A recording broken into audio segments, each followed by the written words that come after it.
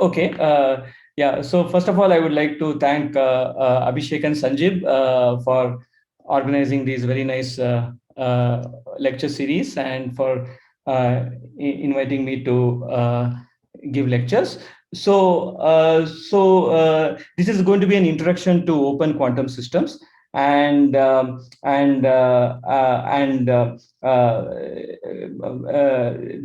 outline is the following. So in lecture one, I'll be talking about motivation and general construction for open quantum systems and system reservoir approach. In lecture two, we'll talk about quantum master equation and application to one of the sort of most basic open quantum system, which is a damped harmonic oscillator. In lecture three, I'll be talking about quantum Langevin equation and comparisons between quantum Langevin equation and the quantum master equation, and transport through a system coupled to multiple reservoirs. Lecture 4 is going to be about two-level and more in general multi-level systems and some exact results and some perturbative results. And we'll be discussing perhaps one of the most fundamental and important examples in open quantum systems, which is the Jaynes-Cummings model. And I'll provide some exact solutions and some recent developments also. The last lecture is going to be on the decay model and quantum phase transitions. And we are also going to talk about some spectral signatures and connections of closed decay model to Hermitian random matrices and open decay model to non-Hermitian random matrices. By the time we reach this, Gregory would have given some lectures on random matrices, and I'm going to make some connections with random matrices for open systems and also closed systems. Very importantly, there's going to be a tutorial today, which is basically going to discuss density matrices, composite systems, and partial traces. Hari Kumar Yadalam, he's going to give the tutorial, and I'll also be there.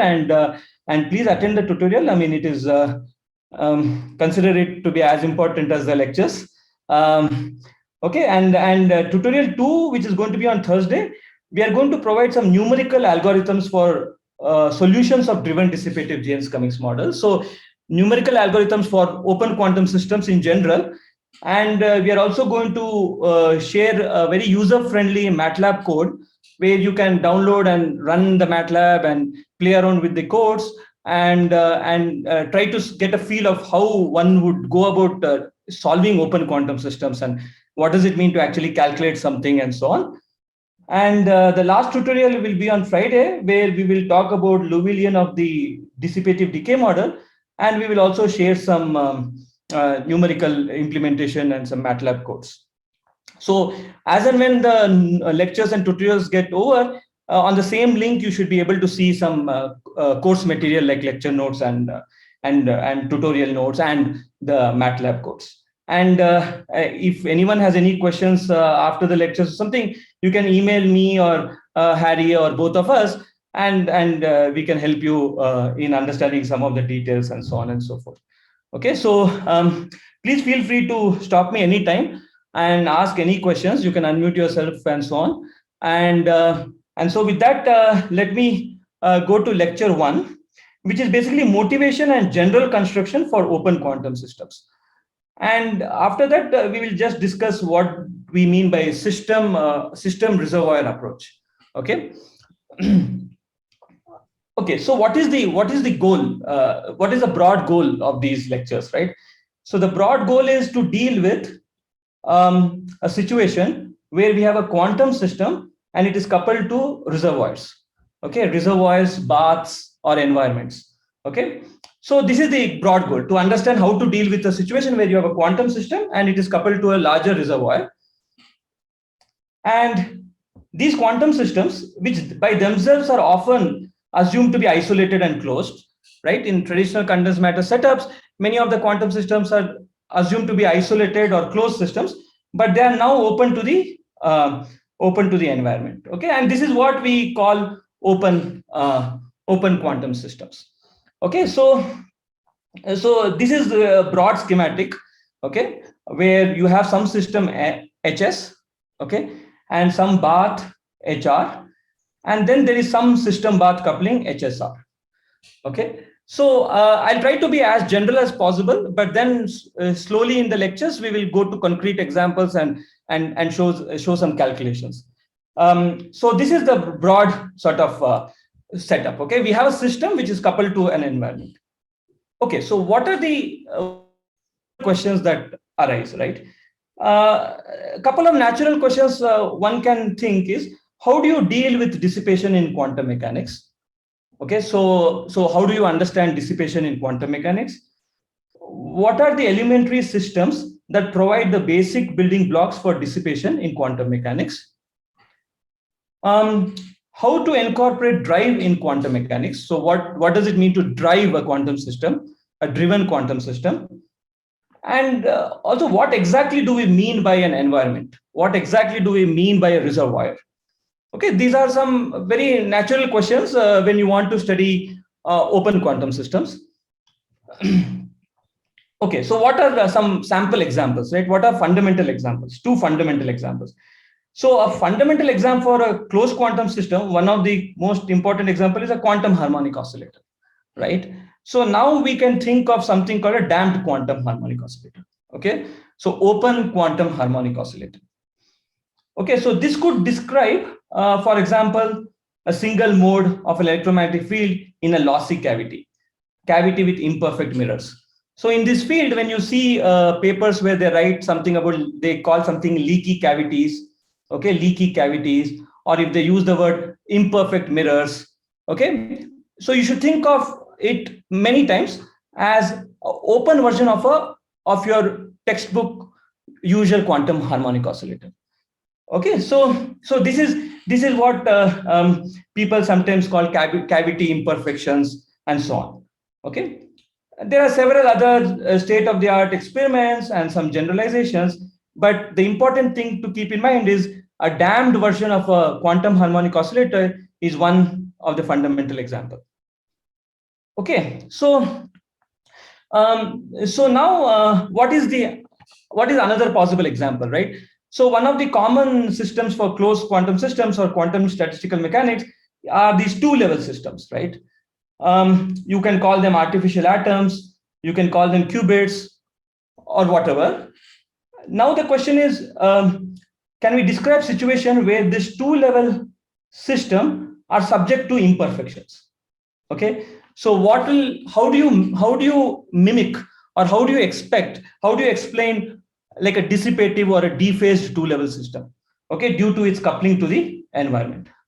Okay, so when you see in papers related to, say, quantum information, quantum computation, and when people speak about how to prepare a good qubit and qubit coherence times, and when they talk about qubits, and when they say lifetime of a qubit, and also what you have in mind is some sort of that this qubit is never perfectly isolated. It is coupled to some environment which results in some decay or dephasing of the qubit. Okay, so this is an example where there's another two-level system whose open version is a fundamental example in open quantum systems. Okay, so now one can envision a combination of 1 and 2. Okay, one can envision a combination 1 and 2 along with their respective couplings to the environment. Okay, so by combination of 1 and 2, I mean the following. You can take a quantum harmonic oscillator, and you can also take a two-level system, maybe couple them in some way, but each of them have their own openness. Each of them have their own dissipative mechanisms or some open mechanisms. Okay, so you can think of a combination of the two. Okay, so what would the schematic of that combination look like? So schematic of this combination would look like, you have this quantum harmonic oscillator part, which I will represent like this. Okay, which is this blue thing. So whenever you see something like this, you can think of a single mode quantum harmonic oscillator. Okay, so whenever you see something like this, you can think of something like omega C A dagger A or something like that. Okay, so it's a quantum harmonic oscillator, and then this two-level system here you can think of this as some standard two-level system, something like omega q by 2 sigma z or something. Okay, so and this G here you can think as coupling between the two-level system and the quantum harmonic oscillator. So G is coupling between quantum harmonic oscillator and two-level system. Okay. Okay, so that is some, and this coupling could be of any form, but one example of a coupling could be something like this.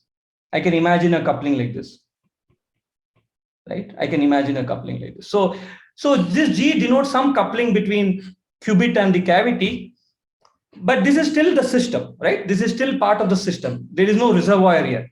Okay, and the reservoir is basically denoted by this kind of dissipative mechanisms.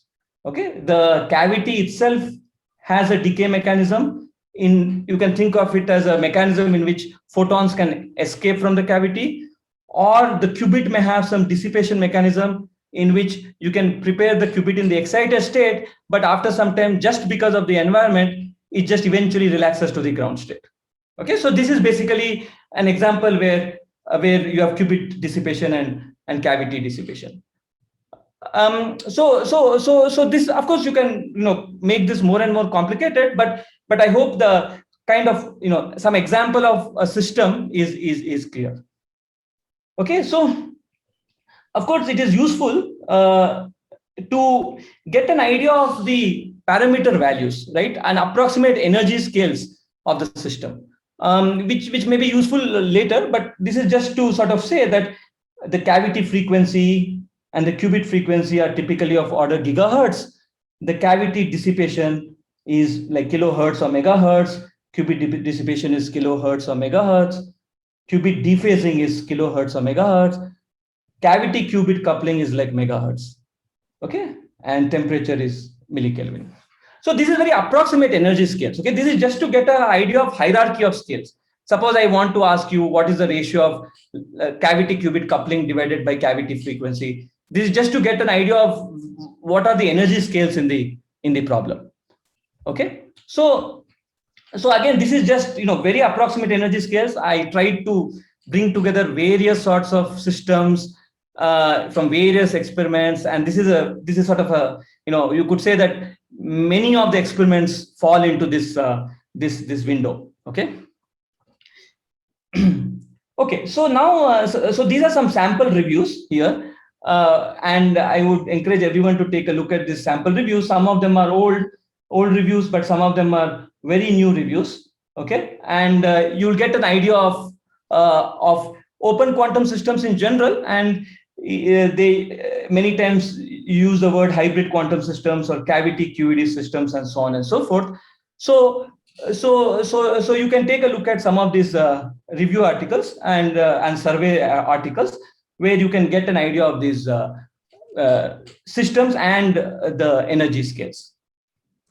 Okay, so now one thing is very clear, that we therefore need to understand how to deal with systems plus environment. Okay, and starting from a microscopic point of view. Okay, so I want to do something from a microscopic point of view, meaning that I want to do something like you write a Hamiltonian for the entire thing and you do a partial trace. Okay, and focus on the subsystem. Okay, and we will call that the system, and the rest of the thing which you integrate over as the reservoir. So we want to do something like this systematically, so that even though we may do approximations, we we know what we are doing, what approximations and what systematic approximations we are doing to address this kind of question. So in the end, remember that we are only interested in the system. Okay, we are by and large interested in properties of the system. We don't really care about the details of the reservoir or what happens to the reservoir. So in some sense, we want to integrate out this thing, okay, and write some effective equation for the system. And therefore, because of this partial tracing, you end up getting a non-Hermitian system. So the effective dynamics is non-unitary. Okay. So one more thing I just want to say is that it's important to not think of environment as just imperfections. Of course, environment typically leads to decay or dephasing or dissipation, but it's also very important to realize that environment can actually be very useful.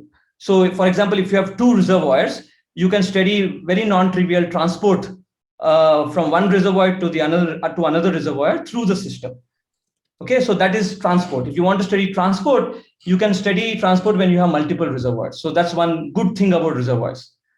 Another thing is there is from past couple of years there is what people call quantum bath engineering, QBE. So here what they do is they try to basically engineer both the bath and the system so that the reduced density dynamics of the system is very non-trivial. So the question is, can I engineer both the Hamiltonian and the reservoirs in such a way that my solutions for the reduced density matrix is some non-trivial state, like some entangled state or something exotic. So reservoirs can be pretty good and important from this perspective. So that's one point I wanted to make. Okay, so so by now it is quite clear that that we need to deal with system plus environment. Okay, so let me just make a comment that phenomenological attempt to naively introduce dissipation in quantum mechanics might lead to inconsistencies such as violation of commutation laws or Heisenberg uncertainty.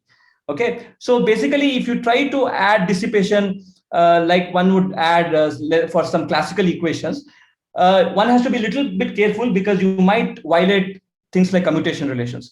So for that discussion, I would just encourage you to read this book here, where they explain nicely the need for starting with something more microscopic and then build this effective dynamics instead of phenomenologically adding something to your system equations. Okay, so this is an important point. And so in general, I would encourage everyone to read chapter 1 and 2 of this book, where some material for initial stages of my lecture series are taken. Okay, so that basically, now basically we are going to start with something called system reservoir approach. Okay, so so the philosophy in general is to model the environment reservoirs by coupling the undamped system, initially isolated system S, to a reservoir R, okay, beginning with a general Hamiltonian of this form. Okay, so my full Hamiltonian, is basically HS plus HR plus HSR. Okay, so now basically I'm not going to tell you what HS or what HR or what HSR is, because we don't need to go to some specific case now. Okay, so all we need to know is that HS and HR are Hamiltonians for the system and reservoir respectively. HSR is coupling between the system and the bath.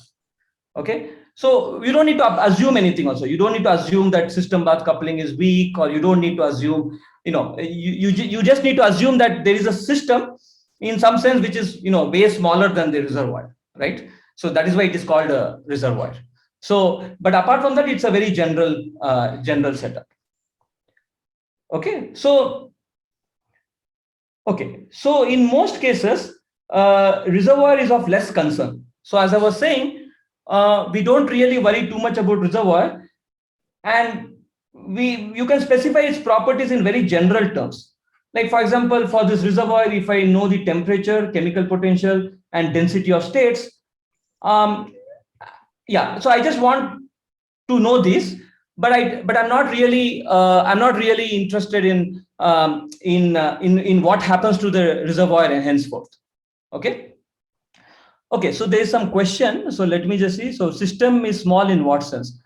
Okay, system is small in the sense that the number of degrees of freedom associated with the system are essentially to the ratio of number of degrees of freedom associated with the bath is essentially 0.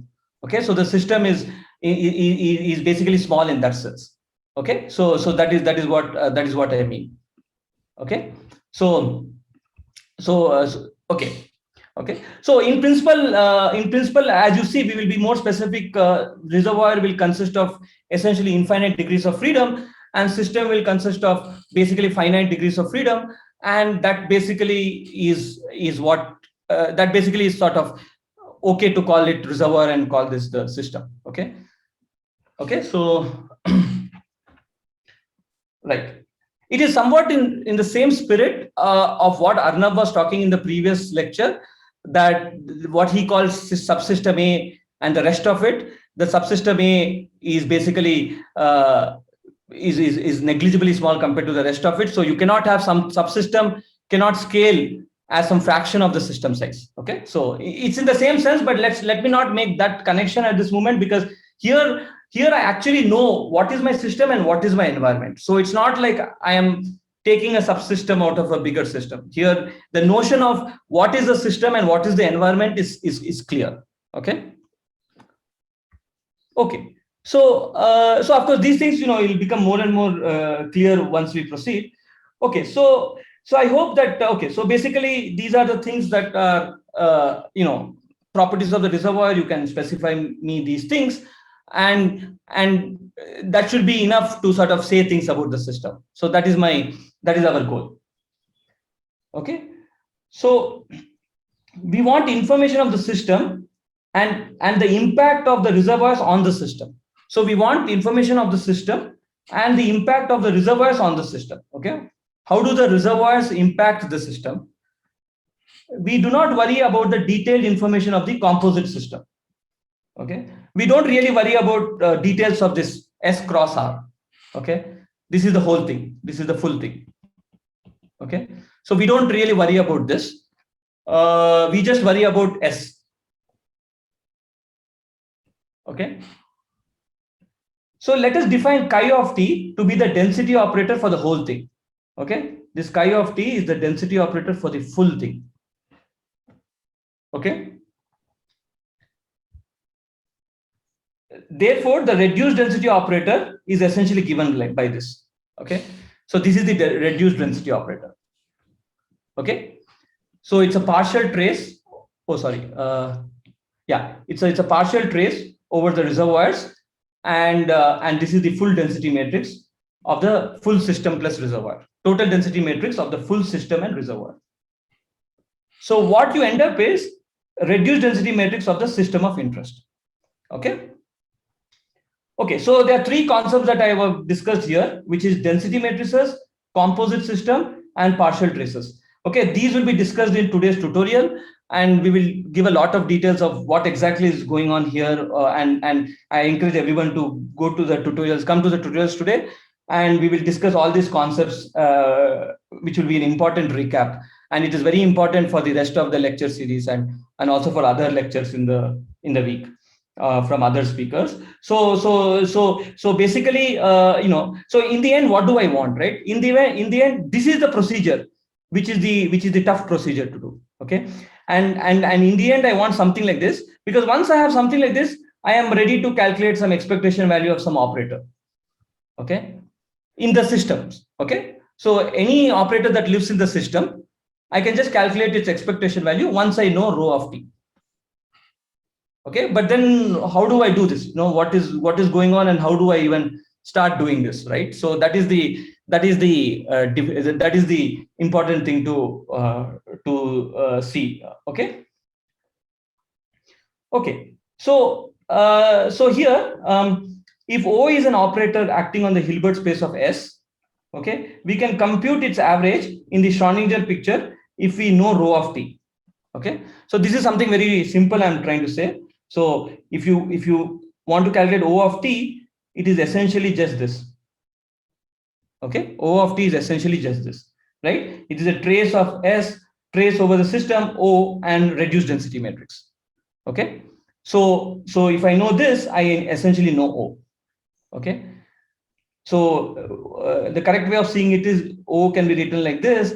It is trace over the whole thing of O times chi, but then you just take the reservoir, trace the reservoir inside, and you get this, and then you essentially get this. Okay. Okay. So I hope this is clear. So what we are interested in is So just this, okay.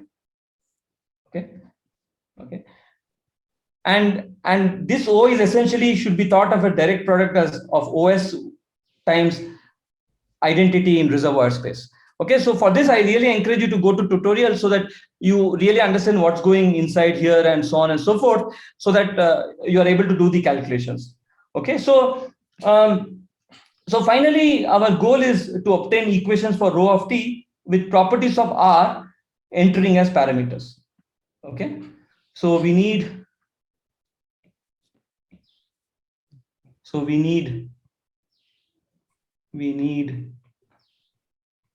equations for this. Okay, we need equations for this.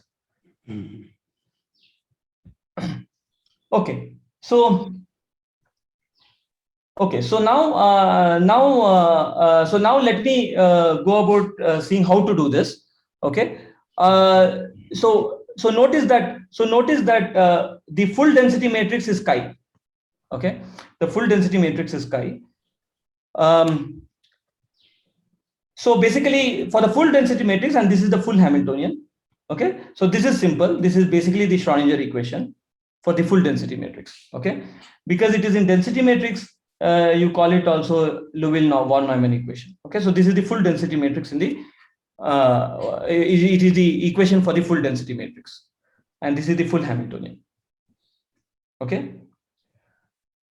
Okay, so so what do we do, right? So basically, from here, if I want to trace over reservoir on both sides, that's what I want to do, right? I want to trace over reservoir on both sides, get some equation for rho. Rho is the system. Okay, rho is the system. Okay, and chi is the full thing. Chi is system plus bath. Okay, chi is system plus bath, and rho is the system. Okay, so we transform equation 4 into interaction picture, which separates the rapid motion generated by HS plus HR from the slow motion generated by interaction HSR. Okay, so this is very simple. So we go to some interaction picture, let's call it chi tilde. Okay, such that you basically separate out the rapid motion, okay, by HS plus HR, and then the only thing that is relevant is the slow motion that is generated by HSR. HSR is the system reservoir interaction. Okay, so okay, so now what do we do? Okay, so now we define. So basically, we define this chi tilde. We define this chi tilde like this. Okay, basically it is basically going to the interaction picture. Okay, and this tilde notation in most of the lecture will represent, unless I specify otherwise, this tilde notation will just represent interaction picture. Okay, so where you sort of do this kind of operation. Okay, so after some algebra, equation 4 can be rewritten. Equation 4 using equation 5, okay, can just be rewritten in this form. Can be rewritten by as equation 6. Okay, so so what I did is I have just rewritten the Schrodinger equation, okay, in this form. This is just the Schrodinger equation rewritten. Okay, so now stare at this equation a bit. So let us see what's going on here. So this is the equation for the time evolution of the full density matrix. There is no reduced density matrix, nothing. This is again system plus reservoir.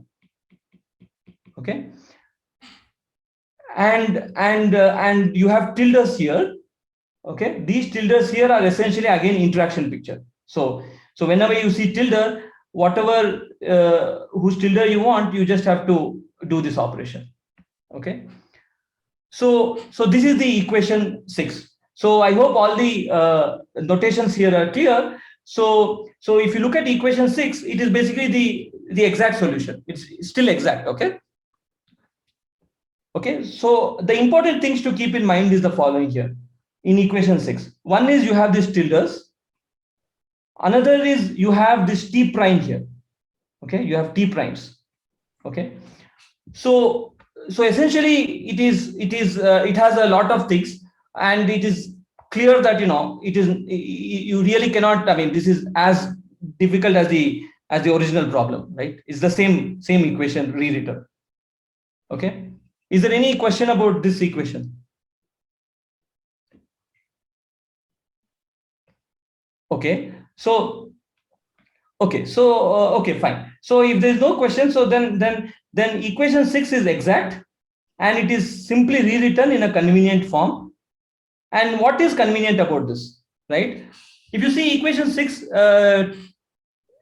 it's convenient in two ways. If you see the way it is written, right? One is that it has HSR. So this is commutator of commutator.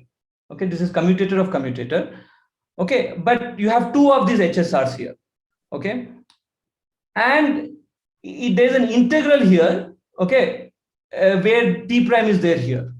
So it's written in a form where you could hopefully think of doing some perturbation theory, and you could do some Markovian approximation, right? It's written in a convenient form where you could imagine doing some perturbation theory here. Okay, and you could imagine doing some Markovian approximation such that your density matrix evolution hopefully doesn't depend on details of its past. Okay, so that is why equation 6 is a good way to write the Schrodinger equation. Okay, so now let us go to some reasonable approximations that we need to understand equation 6. Okay. Excuse me, sir. Yes. Can you reiterate how does it suggest Markovian approximation? No. I didn't mean it. What I mean to say is, if you see equation 6, okay, equation 6 is basically another way of rewriting equation 4. Equation 4 is of course very cryptic, right? You don't really know what to do with it. But equation 6 is exactly equation 4 rewritten. But you see, the thing is, you see that there is a term here, and there's a density matrix here which depends on t prime, where t prime itself runs from 0 to t. So basically, it is non-Markovian here, right? It is non-Markovian, but it is written in a form that where you could ask, in what cases can I replace this by its Markovian limit, which I will explain in this in next few slides. Okay, it's written in a convenient form where you could do some approximations. Okay, and also notice that you have HSR here. So in terms of HSR, you see the lowest order of this term is already order HSR square, correct? The lowest order term. Okay. Yes. So you could see that it is some a second order perturbation theory is possible. Okay. You could just think of doing some approximations to this, but this thing is still exact, completely exact. There is no approximation whatsoever here. Okay. The equation is still completely exact. Anas, can I ask a question? Sure. Yeah. See, your original equation was local in time, no? Original equation was that one. Chi dot equal to 1 by I square. This is still local in time, right? Right. And how did you get an equation which is basically involved more than one time, just by, because this whatever you have substituted, that's also at the same time, right? That's right. Is also that's right. So how did you? Yes. So that's so that comes out by the following. If you take equation 5, okay, and you do a dot here, okay, you do a dot here, then you have to do dot in several combinations here, okay, and at some point you will have to use some formal solutions of chi, okay, back into the equation. Okay, so basically you just write it. Basically, it's a formal solution, and therefore it comes as a integral. Okay. Okay. Yeah. Okay, so now let me go to okay. Now we are we have equation 6, and now we are going to study two approximations. Okay, which is the Born approximation and the Markov approximation. Okay. Okay. So now let us assume that the interaction is turned on at t equal to 0. Okay. So let us stare at this equation once more. Okay, and then we'll just see this equation and see what is all going on in this equation. And remember that we have to simplify this equation. Okay. So let us assume that interaction is turned on at t equal to 0 and no correlation exists between S and R at initial time. So at initial time, let's assume that this is the story. Okay, that chi of 0 is just rho of 0 times R of 0, where R of 0 is the initial reservoir density operator. Okay, so let's assume that chi of 0 is just rho of 0 times R0. Okay. Okay, so this is clear, right? So then if you assume that and you take this equation 6 and do partial trace on both sides, do a partial trace on both sides. Okay, then you will directly get this equation. Okay, so I would encourage everyone to repeat this exercise. It's simple. So you will just get this equation. Okay, where for simplicity we eliminated the term this. Okay, we just assume that this term is essentially 0 by assuming that this trace is basically 0.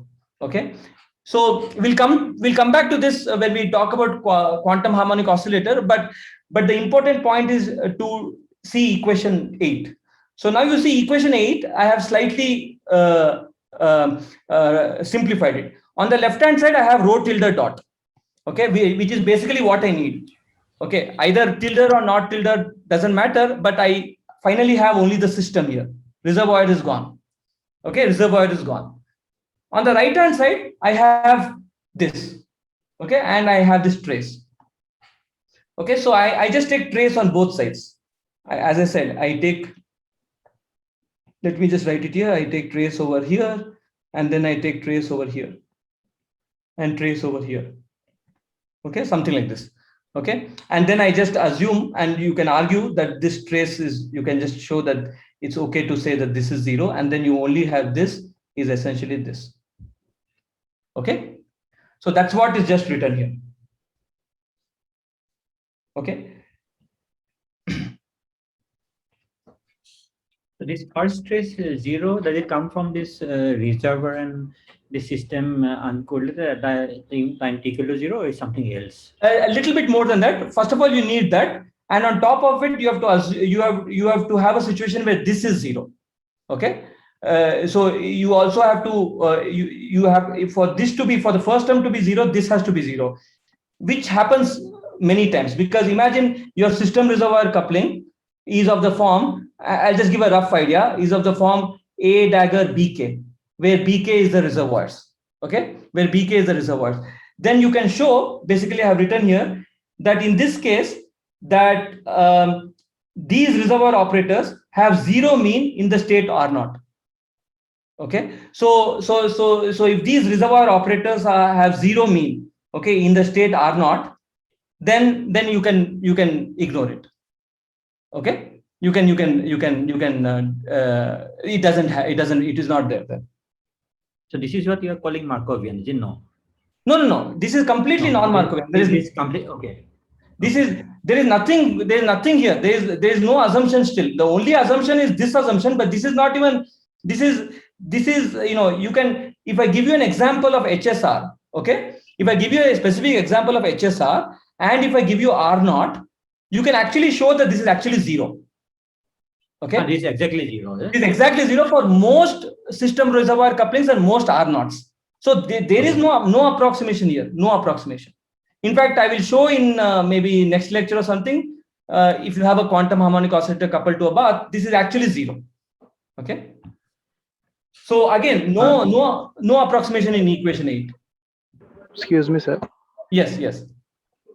When we say that initially we don't assume any correlations between system and reservoir, do we also imply that the initial state is a pure state?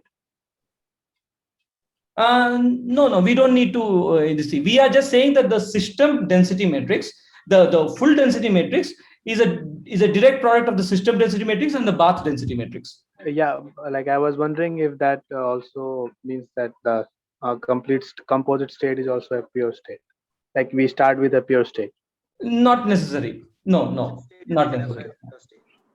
All right. Okay. So Yeah, this yeah. is it the assumption of weak coupling? Then like Not at all. So that's still going to Not at come. all. So here Ah, absolutely it's absolutely, this is basically still exact. Okay. There is no approximation here. Okay. And I want to restate that. Okay. The only thing that is missing here is the first term, right? So this term is missing, but I'm just saying this term is exactly zero for a large family of HSR and R naught. Okay. If you just take a thermal bath density operator and you use HSR as A dagger BK, the form I wrote, you can literally calculate this and show it's exactly zero.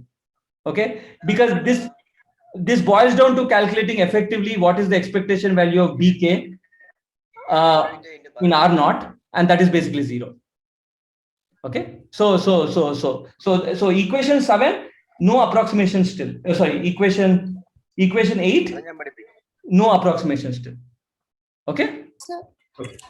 are there any physical arguments that can be given behind taking this HSR R naught trace 0, the first term trace over reservoir equals 0? So can you, there is some background noise, can you repeat it? I'm saying, are there any physical arguments that can be given behind this thing that trace over reservoir of these whole thing is 0, the first term that the trace we have taken equal to 0? Okay, the fact that this is 0, you mean, right? This is 0. Yes. Right? Are there any physical arguments that goes behind? No, actually there are no physical arguments.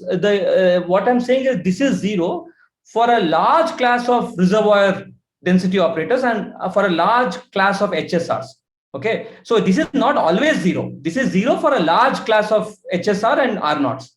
Okay, but even if it is not 0, okay, I didn't want to get into this, but even if it is not 0, you can just absorb it into the Hamiltonian. Okay, so this term is actually irrelevant. Okay, so for our purposes we will study examples where this is explicitly 0. But even if it is not 0, right, what you can do is you can just take this term and just make it part of the system itself. Okay, so don't worry about this. So there's no physical argument. I mean, you can have situations where this is not 0 also, but for most of the examples that you will see, it's really very reasonable approximation. Not very, it's exact. Okay, it's actually 0. Okay. Okay. So I'll explicitly calculate it when I'm talking about quantum harmonic oscillator. Okay. I wanted to keep it general at this moment, instead of going to quantum harmonic oscillator and details of the bath. But yeah. Manas, there is some chat question. Is R naught some equilibrium state? Yes, right. R naught is the density operator corresponding to equilibrium state. Okay, I will explicitly show the form of R naught, but the important point is even that information is not necessary at the moment. Okay, so really you don't need to. So this is typically, okay, let me just write it. We call thermal density operator. Okay, again, I will give explicit forms for this in the next lecture. Okay, it is thermal density operator. But even that is not needed here. See, we did not even use that at the moment. Okay, I mean, to show that this is 0, you might need to use that, but for equation 6 to be valid, we did not use anything, right? We did not really use even the form of R naught. Okay. Okay. Any other questions?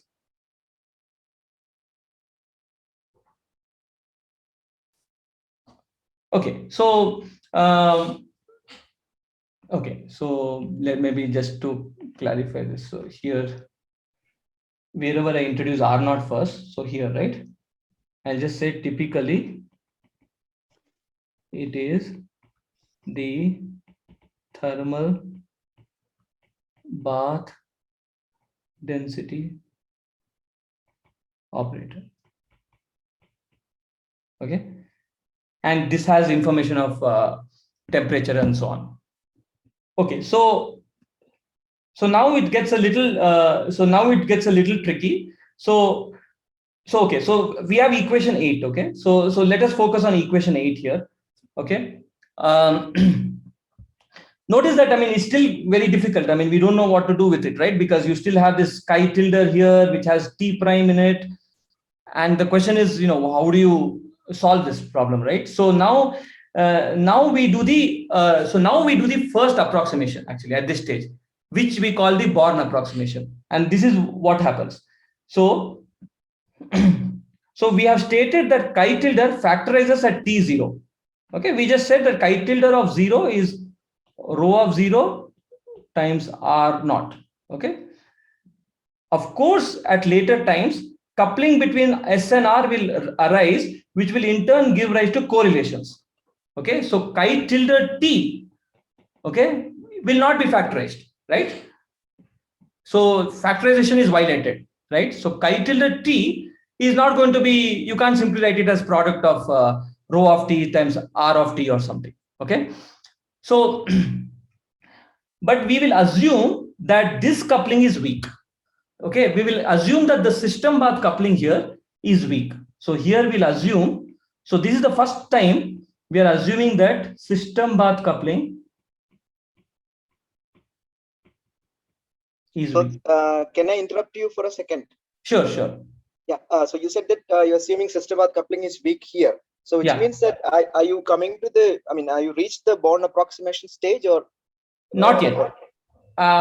I'm saying here from now on, we are going to assume the system path coupling is weak, and then we will write the Born approximation.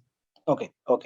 So till before we did not assume anything. From now we'll slowly assume the system path coupling is weak. Okay. So here is the sting, right? So at some initial time, of course, we assume the system and path are, you know, decoupled, and then you switch on the time. Then they will start getting coupled. But then the full density matrix in future need not be factorized form, correct? So, right, yeah. But now the question is, okay, they're not factorized, but what if the system path coupling is weak? Okay, then can you do something? Okay, that is the philosophy. Okay, so we will assume that the system path coupling is weak. This means that at all times, chi tilde should show deviations only at order HSR. Okay, from an uncorrelated state. Okay, so I'll write it in form, I'll write it in equation form, but you should think of this like one, sorry to interrupt. So you said that should only show deviations of or the order of HSR, right? This happens only when you started with an uncorrelated state from the beginning, right? That's right. You start with uncorrelated state from the beginning, okay? Right. And in some future this thing, it will be in some future this thing, it will be something like this. Let me just write it here, but I will write it again. It should be something like this. Yeah. Okay. Fine. Okay. So yeah, if you assume weak system path coupling, I can say that at any time it is basically factorized, and there are some higher order corrections. Okay. So but I'll write this again. Okay, since you asked the question, I put it here, but don't worry about this at this moment. But I will write it again. Okay. So note that R is a large system whose state should be basically unaffected by its coupling to S. Okay, so we assume that R is large and its state should be unaffected by its coupling to S, but obviously S will be significantly affected by R. Okay. So now we go back to this. So therefore, we can write this. This is the first major approximation. Coming back to Sanjeev's point, this is what would be called Born approximation. Okay, where we say that this chi tilde of t is basically rho tilde of t. It's r tilde of t, but that is anyway essentially not evolving. It's big and so on. So that's r naught plus some higher order corrections in HSR. Okay, so this is very important. Now you see that if I take this approximation and plug it back into, if I take this approximation and plug it back into this expression here. Okay, Sorry. Okay. So I hope that is clear, that then you basically, you can take this and you can plug in this into this equation here. Is that clear? So please correct me. Please stop me if you find that it was unclear. So this was the exact answer. Okay. But all I'm doing now is I'm taking this and I'm going to substitute rho tilde of t times r naught here, because I ignore the higher order corrections here. Okay. Which means that this whole thing will only become second order perturbation theory. Is everyone clear with this? Okay, so let me write it again. So this, from Born approximation, this is Born approximation would give chi tilde of t prime is equal to rho tilde of t prime r naught plus order HSR. Okay, so I'm going to substitute it here, but then I can ignore this piece. Okay, which means that this expression is only going to have HSR times HSR. Okay, so it will be HSR square. Okay, so it is second order perturbation theory in system bath coupling. Okay, so this is what I have written here. Okay, so if you substitute this equation 10, then you will get this. Question, Manos. Yes. In the previous page, Yes. You said R is a large system whose not there. Yeah. End of this page. R is a large system whose state should be basically unaffected. So do you mean that R does not evolve, or do you mean that the time scale over which the system evolves, in that time scale R has already come back to equilibrium once again? Right. So here we basically assume that I'll come to this, but we basically assume that R the correlation times of R is much faster than the correlation times of the system. That means R has evolved, and it evolved so fast that yes. The system has, the system has changed appreciably over a time scale, and that time scale is so large corresponding to the evolution of R that you don't even see, you basically effectively see that the R is always in the equilibrium. That's right. And this is going to be, when I give an example of HSR and I talk about quantum harmonic oscillator coupled to a bath, this I will explicitly calculate these things. Okay. Yeah. Manas, this should be probably R of 0, right? Because otherwise it's not the isn't it rho t of R 0? So technically, very, very strictly speaking, it should have been like this, right? And then R tilde of t is basically R tilde of 0, okay? Because we assume that R tilde itself doesn't in interaction, R tilde of 0, and then R tilde of 0 is nothing but R of 0. So effectively, it is R of 0. Right. Okay. Yeah, absolutely. So it's not like it's the reduced density matrix of the bath, right? From no. It's just the freely evolving system. Exactly. Bath, right? Freely evolving bath. Absolutely. Yeah. Okay. So you see that. So we have this now. This is basically what we call Born approximation. Okay, this is Born approximation. Okay, so now we are getting better, right? In the sense that somehow we at least have got rid of this chi tilde of t, and we have trace of. So this is commutator of commutator. Okay, this is commutator of commutator. Okay.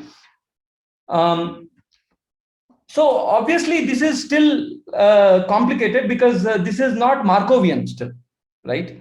So here you see what happens is that you have this trace of this, and you have a T tilde here, and then you have a T prime here, and there's a T prime here. Okay. So note that equation 11 is still non-Markovian. Okay. Which means that the future of rho tilde depends on its past history through integration over rho tilde T prime. Okay. Where T prime itself runs from 0 to T. Okay. So I encourage everyone to read these sentences after the lectures, because I'm trying to write everything explicitly here. So basically this is still a non-Markovian equation. Okay.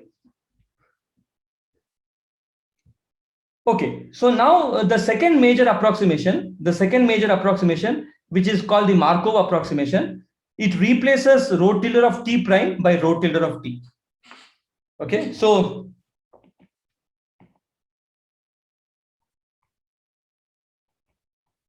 here, if you do Markov, if you do Markovian approximation, then you have to replace this by rho tilde of T.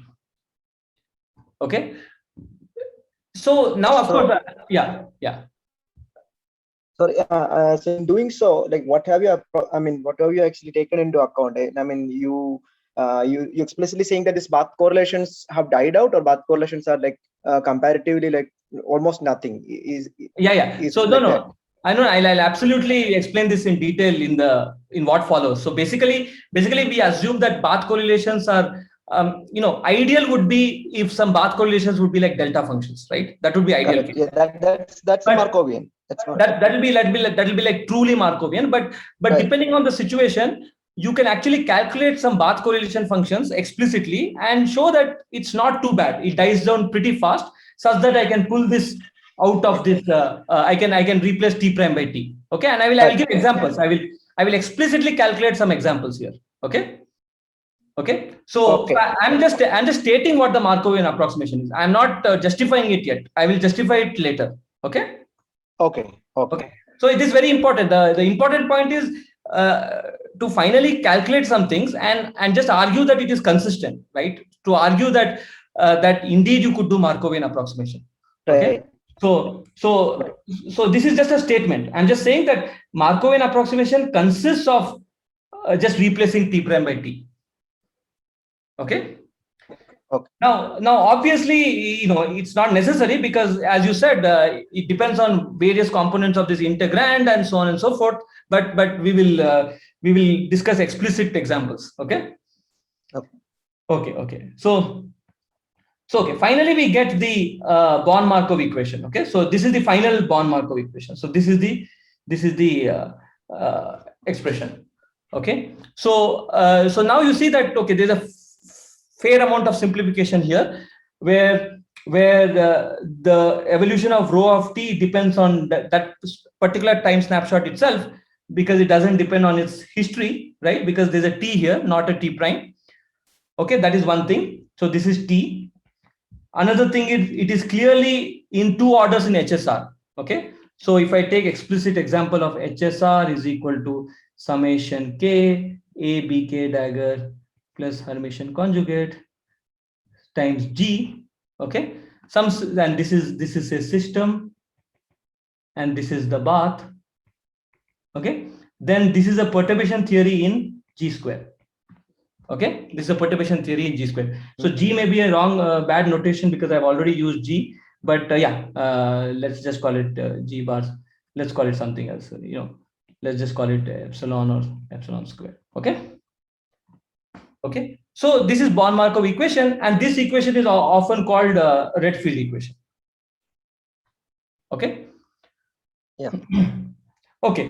Good. So now the question is a note on Markovian approximation. Okay, and reservoir correlations.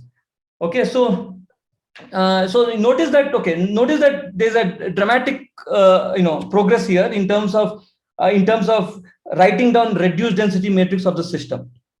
Right. And don't worry about this tilde, because you can always go back to the Schrödinger picture. That's a trivial step. So what you should know is that you manage to write the reduced density matrix. Okay, reduced density matrix. Okay. So of course, then the question is, how do we? Yeah.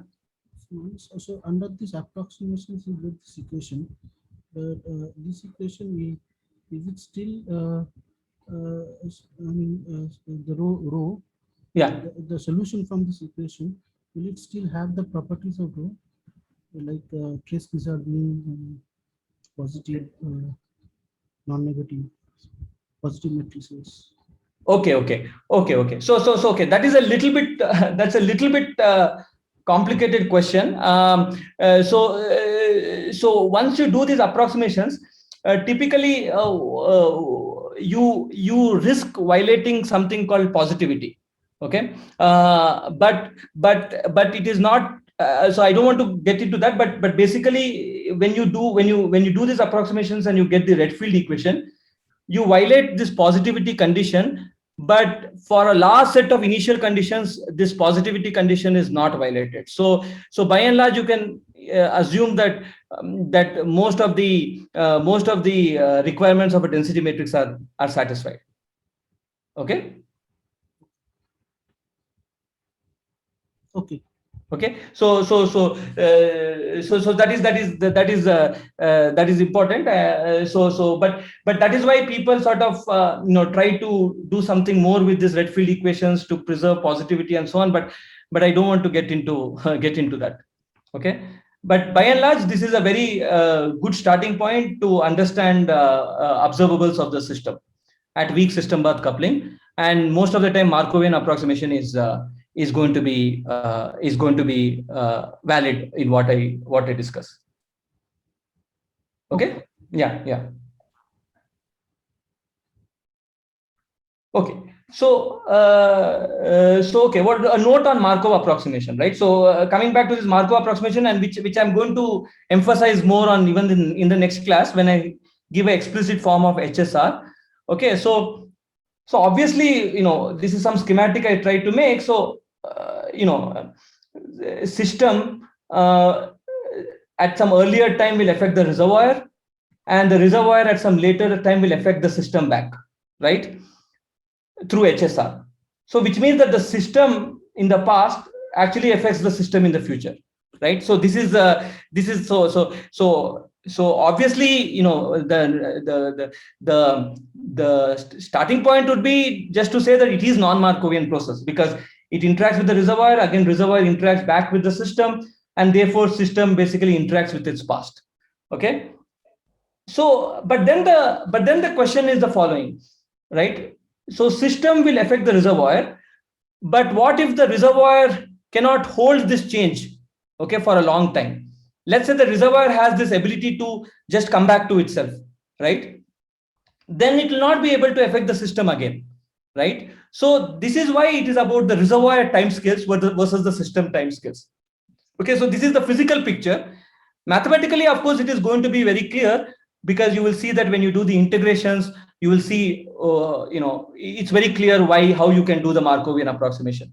But physically speaking, what is happening is that the system is changing the reservoir, but the reservoir is not able to hold this change for a long time, and it's immediately getting refreshed. Okay, and therefore it acts again at later time with the system, but it somehow doesn't remember its past. Okay, so that is why it's Markovian.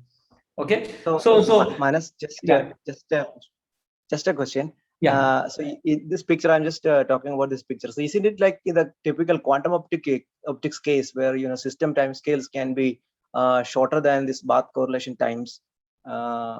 Is it the same case? No, what I mean that system timescales, we want the system timescales to be longer than the bath correlation timescales. Right. Okay, and it's absolutely true that if you actually calculate the typical system timescales and the bath timescales, you will actually see that in lot of quantum optical or many of these hybrid quantum system numbers, indeed you will see that the system timescale, let me call it TS, you will see that it is much larger than TR. Right. Okay, so that means the reservoir really basically it's quickly getting, I don't know, refreshed if you want. Okay, it's quickly getting refreshed, and so basically it is acting like a non-Markovian reservoir. Right. Okay. In this case, like when system timescales are larger than the bath one, then the system will affect the bath more than the other way around, right? No. So if the system timescale, that means if the system timescale is large, that means the system is evolving slowly compared to the bath, right? So that means that the system is going to get affected by the bath. Okay. Right. So in one typical system timescale, this bath must have relaxed many times. Right. That's right. Yeah. Okay. That's right. That's right. Yeah. Absolutely. In fact, let me. Okay. I don't want to jump here, but it's actually there in my next lecture. But yeah.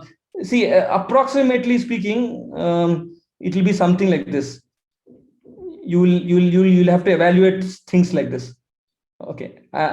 This may not be very accurate, but you will get something like this. You are going to evaluate these kind of integrals. Okay. Right. Okay. Now the question is how is this thing behaving? Okay. Which will help you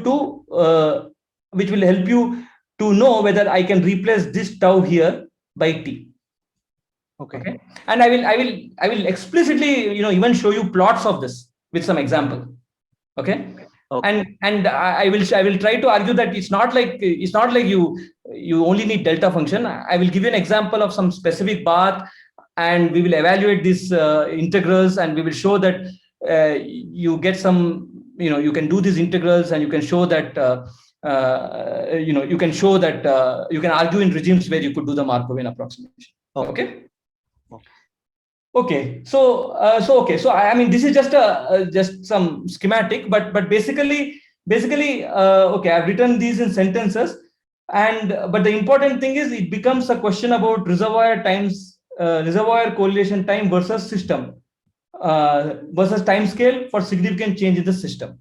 Okay. So there's a system time scale and there's a reservoir time scale. Okay. And then it becomes about computation between the two. Okay. Okay, so note that reservoir correlation time depends not only on the reservoir properties such as temperature, chemical potential, density of states, but it also depends on details of the system reservoir coupling. Okay, so this is something I will when I explicitly calculate some reservoir time scale, some reservoir time scale reservoir correlation functions, then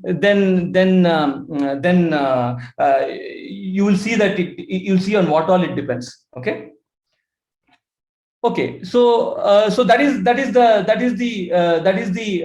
basically the result of Redfield equation, and we can call it Born-Markov equation, or we can also call this itself quantum master equation. Okay, quantum master equation. Okay, so this is going to be different than something I'll introduce later, which is going to be called Lindblad master equation. Okay, Lindblad master equation.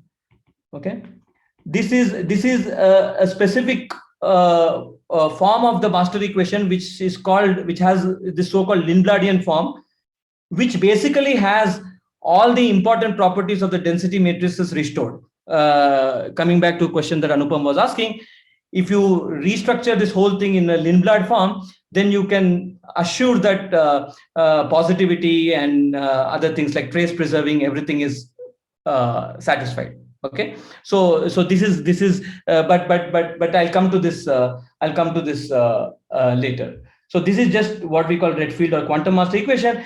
But I would like to insist that this is by and large, despite some very subtle issues like positivity or something, it's by and large very reasonable. If you start with a family of initial conditions and study time dynamics and steady states, you by and large get very good results. Both of course at weak system bath coupling, and this has been extensively used to explain many of the experiments in the field. Okay, so this is one of the most important sort of equations for the reduced density matrix. Okay, so of course it's still a long way to go, because you have to still evaluate these traces. So what are the challenges, right? So first thing is you have to evaluate these trace over reservoirs. That is one thing. Second is, sure, you will get equation for density matrix or reduced density matrix, rho dot. But then the question is, can you solve that equation, right? You'll get something like rho dot is equal to something. Okay, you'll get rho dot is equal to something. But the question is, can you solve that equation? And then the question is, after solving that equation, can you actually compute some observables? Okay, some observables, like if you have a damped harmonic oscillator, can you calculate A dagger A as a function of t? So how does A dagger A as a function of t look? Okay, so there are a lot of steps, because our final goal is to compute some observables of interest. Okay, if you have a harmonic oscillator, you calculate A dagger A, or if you have a two-level system or something like that, you can calculate what is sigma z average, right? And if you have some even more complicated systems, you can calculate some other multi-point correlation functions and so on. Even if you have a single harmonic oscillator, you can ask, can I calculate some other non-trivial functions like this, correlation functions, multi-time correlation functions, and so on. Okay, so most of the things I'm going to compute and calculate, these are all basically more or less, almost everything has been experimentally observed. Okay, so these are all very relevant physical observables. Okay, so so the good news is I can do a part of my next lecture, because this way I can, yeah. So we have, you are saying that we are looking at a very weak coupling. Yes, yes. The strength of HSR is very, very small. Right. So how is that approximation is related to the time scale separation into the system? There, one is implying the other one, is it? Okay, so this is so technically we do it step by step. Okay, so technically we do something called Born. So technically we do the Born approximation first. Okay, so technically what we do first is something like this. Okay, so this is technically we do something like this. This is just Born approximation, not Markov. Okay, because here what we have done is we have assumed this. Okay, we have assumed this and we have just written it like this, but t prime is still there in the integrand. Yes. Okay, so we first do a Born approximation and then we actually then do a Markovian approximation. Okay.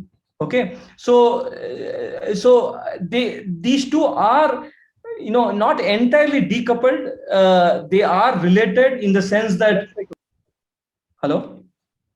Yes, yes. Yeah, these two are not entirely decoupled, but it's good to do it in step by step. First do a perturbative approximation, then do a Markovian approximation.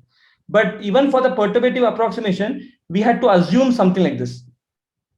Okay, we had to assume something like this, and here we are basically saying that the reservoir is basically large and the system reservoir are essentially factorizable except some higher order corrections.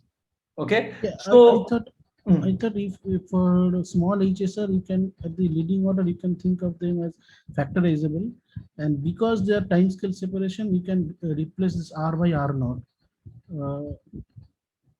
and as well as this rho tilde T prime as rho T. Right. Because of this huge time scale separations. Right. So what I would, okay, so let me write it here. So let me, first step is like this, right? First, I'll assume that they're factorizable. Okay. This is just factorizable. So this is just factorizable, and this is factorizable up to these corrections. Okay. Now, in addition to this, so this is in addition to this, you see this and this are different by only fact that we replace this by R naught.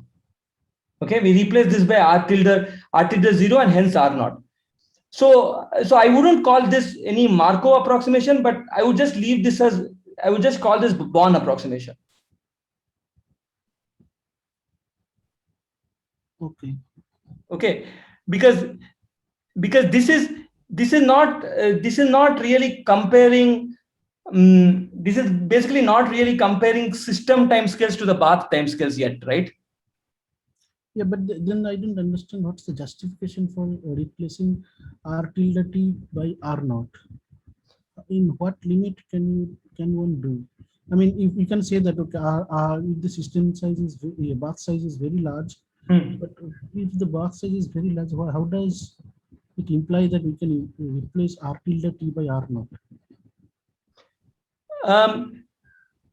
Right. So do you agree that I mean, suppose if there is no HSR, and if you leave the system and the bath by themselves, they will evolve. Right. They will evolve by their own Hamiltonians, right? Right. So do you agree that we can replace R tilde T by R tilde of 0? When? Because R tilde of T will R tilde of T will essentially is so large that essentially in the interaction picture it doesn't really evolve, right? So R tilde of T is essentially R tilde of 0 because you just assume that you have this large reservoir, right? No, suppose you start from any general density, any general state density matrix for the reservoir, and then evolve it with the reservoir Hamiltonian. You'll get a R tilde of T. If HSR is 0, then you will get a R tilde of T, right? And that is in general different from R tilde of 0. No, but if HSR is 0, you will get a R tilde of T. That's correct. You'll get a R tilde of T. That's right. And that is different from R tilde of 0. But I'm saying we want to replace it by R tilde of 0. Means what is the approximation? This part is not clear to me. I see. Okay. So let me. Okay.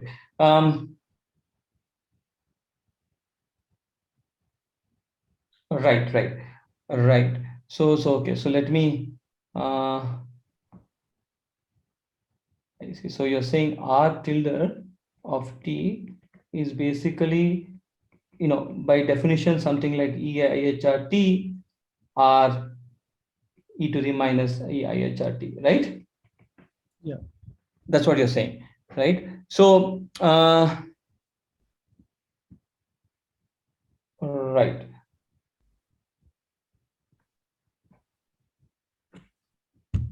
Right. Okay. So maybe it's not a good thing to go to R tilde variables. Okay. So maybe let me try to come up with a better argument for this. Unless we start R tilde 0 in the eigenstate diagonalized. R tilde 0 is diagonalized in energy eigenstates of R, HR. No, suppose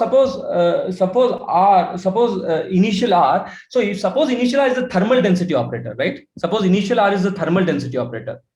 Then so that means that will be diagonal density operator in the eigenstates of HR. Right. So if it's a thermal density operator, okay. If it's a thermal density operator, you agree that there is no issue. Yeah. Right. Okay. So if it's a thermal density operator, there's no issue. But I did not want to have that assumption here. But okay, let me. So this statement is probably okay. I'll clarify this further again. So this statement is probably needs to be, one has to be a little bit more careful here. Probably you are restricted to something like thermal density operators. Okay, something where this evolution doesn't happen, right? Yeah. Okay. So okay, I did not want to restrict myself. I wanted to see if it is valid for more general form, but it seems that any random R, of course, it doesn't seem to satisfy this. But as long as R is something special like thermal density operator, then of course it should be valid. Okay. Yeah. Okay. So, but let me see if I can generalize this statement even more. But coming to just coming to let me actually just show that form. Yeah, just coming to this kind of form. Okay. If I assume R naught is something like this, then I should not have any problem. Okay. Okay. What is R plus? Yeah, no, I'll come to that. I'll come to that. I just mean that I just mean if it's a thermal density operator. Okay. Okay. And here in this case, okay, I'm jumping here, but in this case, the harmonic oscillator is RJ dagger RJ. Okay. Okay. Okay. So okay. Thanks for the question. I think let me. Okay. So it looks like unless somebody else has something to say, I think it looks like it's slightly restrictive, but it's okay. I mean, most of the time we are interested in thermal density operators, so we are fine still. Okay. Can I say something actually? Yeah. Here, when you say R cap T, it's so you're only making the assumption that R is evolving with respect to the free Hamiltonian of the bath alone, right? Yes. But you are in the interaction picture, so that HR part sort of cancels off, so you can replace with R naught. If you assume that this evolution of R is only with respect to the reservoir Hamiltonian, in the interaction picture that sort of drops out. That cancels off. How? No, but only if at time zero it's thermal, otherwise it will change, right? No, Yeah. even if it is not thermal, if you assume it is to be a product state, so R0 is evolving with like e power minus I HR T. When you go to interaction picture, that dependence you sort of cancel off, right? Evolving. No, okay. So this is something. Yeah, I mean, I still think that it's.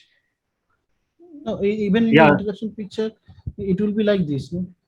Yeah, this is the interaction picture. It will evolve, of course. It will. Because HS does not affect. So HS No, but actually here you have R of T, right? In this definition of interaction picture, you have R of T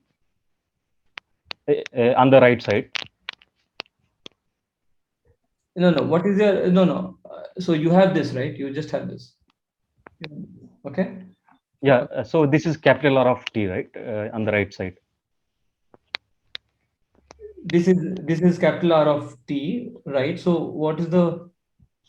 And then we are making the assumption that R of T is only evolving with respect to the HR.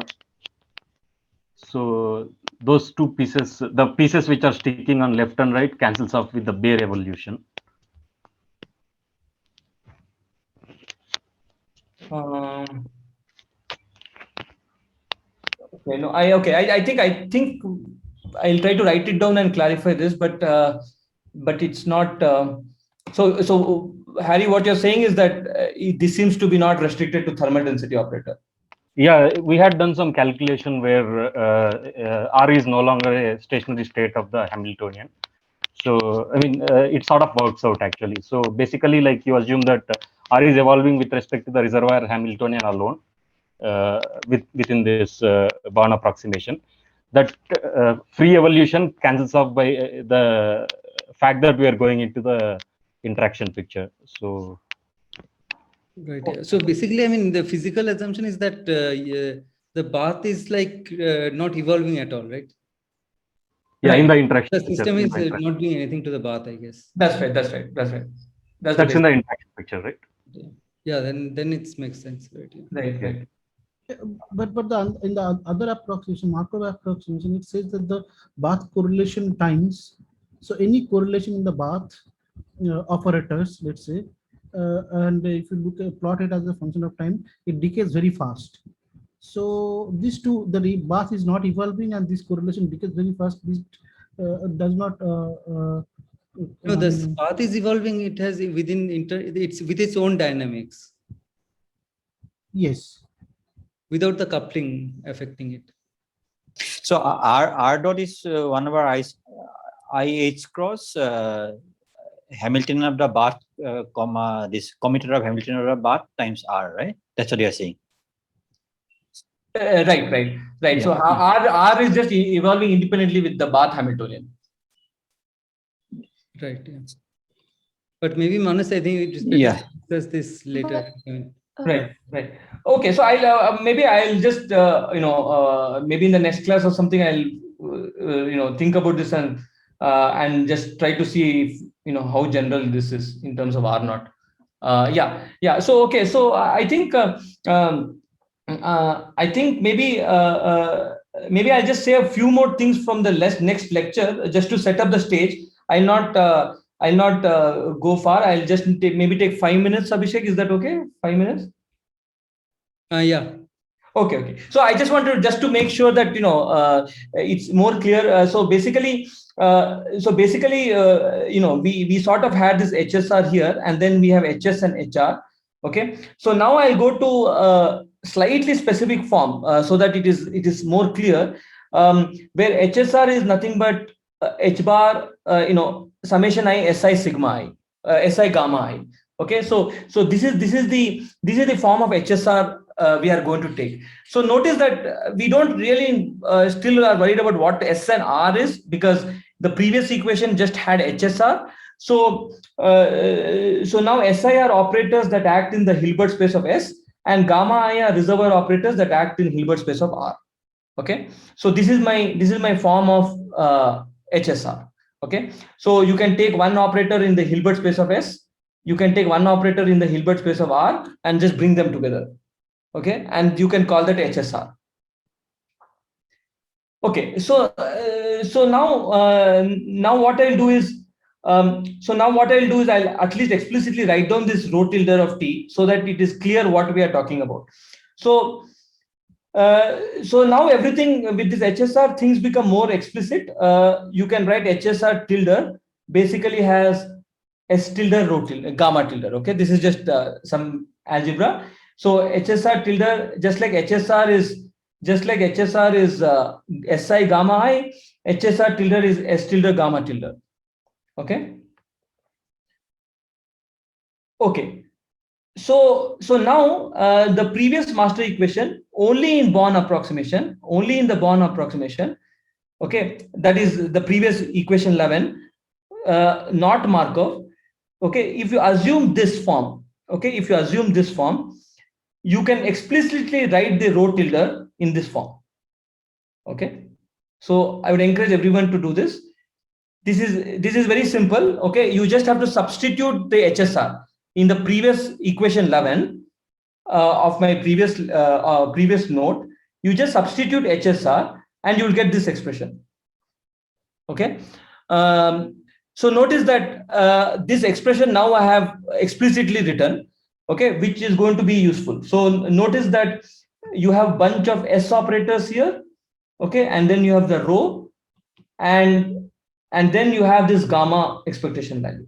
Okay, gamma expectation value, where gamma expectation value explicitly is written in this form. Okay, explicitly is written in this form. Okay, so this remember that this is coming from the Bath. So this is basically Bath correlation. Okay, so the Bath correlation basically is in the integrand, and this is what the Bath correlation that we have to compute. Okay, so basically now I am just left about calculating this trace over reservoirs. Okay, so I hope this is clear. So this is essentially what happens when you replace HSR with summation I SI gamma I. Okay, and nothing else. Okay, and this is only Born. Okay, so why do I have only Born approximation? Because I want to explicitly keep these things. Okay, and explicitly T prime is there in my integrands. Okay, T prime is there in my integrands, and I want to explicitly calculate these quantities and show that you can do the Markov approximation. Okay, so I hope this is clear. So this integrand has two pieces. One is it has this piece, another is it has this piece, and then it has a sum over some other pieces. But let's focus only on one sum. So if suppose this is as simple as a delta function, that would be the best case, right? If this is as simple as a delta function, then this rho of t prime can be easily replaced by t, and it will be immediately easy. But what if this is not delta function, but it is fastly decaying? Okay, and then the question is, can I do Markov approximation? So here, as I said, the information of the reservoir enters via correlation into equation 2. So there is no information of the reservoir here. The reservoir only enters here. Okay, the reservoir only enters here. Okay, and we can justify the replacement of rho tilde by rho of t if the correlations decay very rapidly on system timescales on which rho tilde varies. Okay, so as long as this is decaying very rapidly, we can justify replacing rho tilde of t by rho of t, rho tilde of t prime by rho tilde of t. Okay, so obviously the ideal situation is when this is a delta function. Okay, but maybe in the next class I'll discuss the case when it is not a delta function, but when it is some fast decaying function. And question is, where does Markovian approximation finally hold? So this will be in lecture 2. Okay, so maybe I'll stop here, but I just want if everyone could just repeat get this equation 2 of this second node, where explicitly we have used some form of HSR. Still very general, because I'm just saying take a operator from the system and take another operator from the bath, put them together, and then again write out this quantity. Okay, so okay, with that I'll end this. I guess I'm out of time, right, Abhishek? Anyway, so yeah. So there are some questions in the chat box. Okay. So there seems to be many questions. So where do I? Okay, from Sam M, I think. Okay. So, okay, before that also, is R0 some equilibrium state? Yeah, R0 is the thermal density operator. Next class, I'll write it explicitly. Okay, and it will be very clear. Okay, you can calculate R0. If I just give you the explicit Bath Hamiltonian, and I tell you that it's a thermal density operator, you can explicitly calculate R0. Okay, so the next question is, why was rho t prime a problem but not HSR t prime? Okay, so that's a good question. So let me go back to this. Right. Okay, so one good way of seeing it is actually in what I just showed you. So you see, rho of t prime. So rho of t prime is a problem because it's an equation on rho, right? It's an equation on rho, right? So we want rho of t to be here instead of rho of t prime. But the other things can, in principle, depend on t prime, and you just have to do some pending integral. Okay, so that's at least okay. At least the differential equation is effectively local differential equation. Okay, so that is why we want rho of t prime to be replaced by rho of t, because if this happens, then I can pull this out, and at least the rest of things I can just effectively integrate it, which will be rho independent, which will not depend on rho. Okay. So that was one question from Sam. I hope it's clear. Just let me know if it's clear. Okay. So then there was another question. In the usual sense, we have an explicit expression of HSR, but we do not know the expression of rho. Indeed, this is what we are trying to solve for. This is why we need Markov wave rho. Okay. I think that was just a comment. So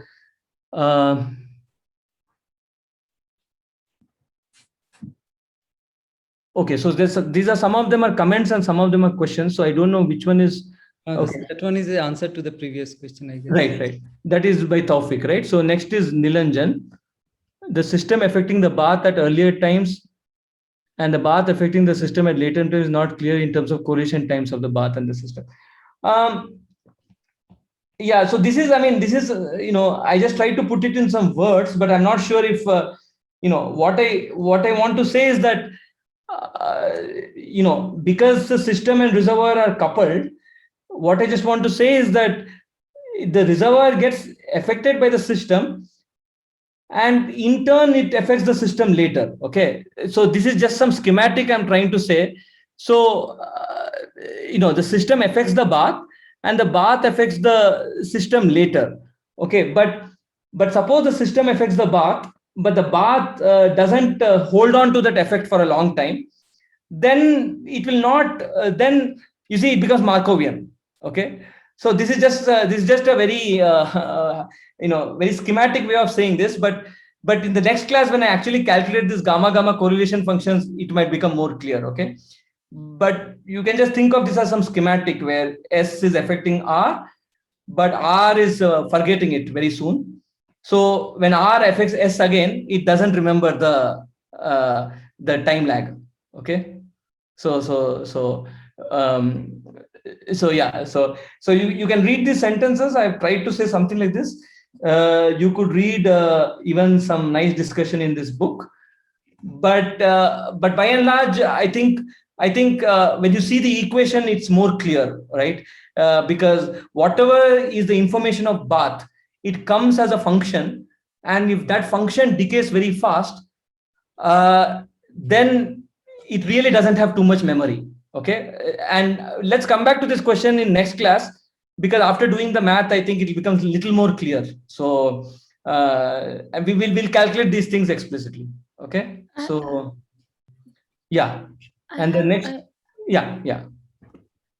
I need to clarify something, a short thing based on the schematic that you had. Yeah.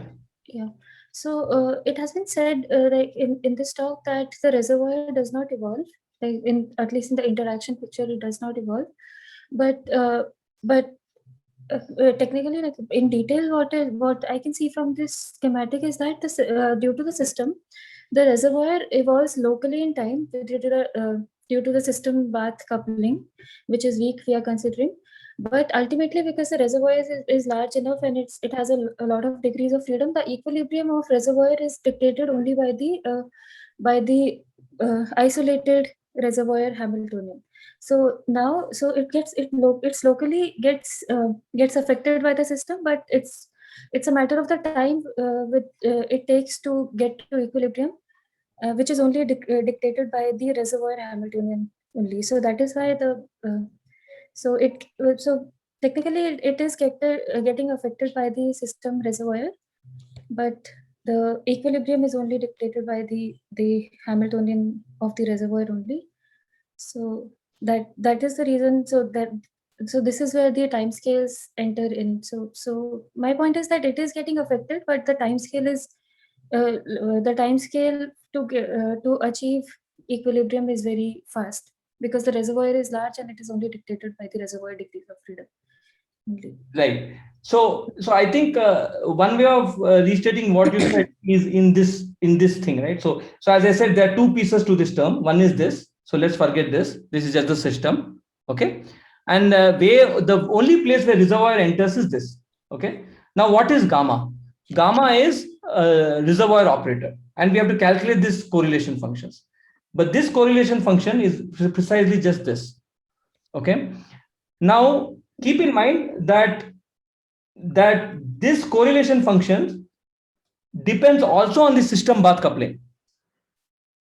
Okay. Yes. So that is why this correlation, the reservoir correlations. So let me write it like this: reservoir correlations depend on system bath coupling. Okay. And these correlations die off fast. So if I plot gamma of t minus t prime versus t minus t prime, it will just die off very fast. Okay, it will die off very fast, and this is because of it's because of many things, properties of the reservoir, properties of the system and bath. Okay, it's a combination of many things that this gamma dies off very fast. But gamma, this reservoir correlation is evaluated at rho naught. Is evaluated by taking trace of rho naught times this. Okay. So the way you evaluate this expectation value is taking a trace over R of bath density operator times this operator of interest. Okay. Thanks. So yeah. I'll start the next class by actually clarifying this point further. Okay. So but I just want to say that the reservoir correlation times is not only property of reservoir, it's also property of the system reservoir coupling. Okay, yeah, that makes Okay, sense. so that is very important because and really when we go to this damped harmonic oscillator, it will become very explicit. So yeah. And one very short clarification, slightly up in this PDF only, you have written HSR as summation I gamma SI gamma I. Yeah. The form of it. So so how is it like SI gamma I? For example, if a system is a 2-level system, and I can approximate the reservoir by like maybe a damp, but maybe oscillators or something. So how can I write it as SI gamma I? There could be different number of SIs, like Right. system operators in gamma I. So let's say it's two. Right. Let's say it's 2-level system. Okay. Then what is the system path coupling? That will be, let's say, sigma plus BK dagger. Okay. Sigma plus BK plus Hermitian conjugate. Okay. Over all K. Are you fine with this? And let's call it so let me write it explicitly. So let's say it is summation over K, sigma plus BK. Okay.